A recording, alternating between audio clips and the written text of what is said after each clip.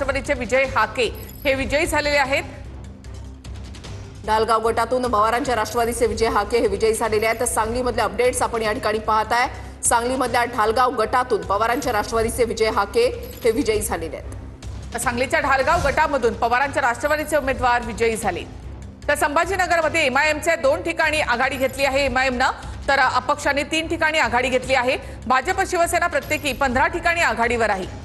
ठाकरेंची सेना 6 आणि दादांची राष्ट्रवादी 4 ठिकाणी या ठिकाणी आघाडीवर असल्याचं अपडेट्स जे आहेत ते समोर येत आहेत। छत्रपती संभाजीनगरमध्ये एमआयएम 2 ठिकाणी आघाडीवर आहे, तर अपक्ष 3 ठिकाणी आघाडीवर आहेत। भाजप शिवसेना देखील या ठिकाणी आघाडीवर आहेत। छत्रपती संभाजीनगरचं चित्र पाहूयात। भाजप 15, शिंदेची शिवसेना 15, राष्ट्रवादी 4, तर शरद पवारांची राष्ट्रवादी 1 जागेवर आघाडीवर आहे। काँग्रेस 2 जागांवर आणि ठाकरेंची शिवसेना 6 जागांवर आघाडीवर आहे।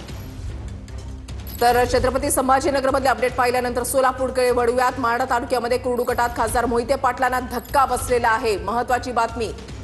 सोलापूर माढा तालुक्यामध्ये कुर्डू गटामध्ये खासदार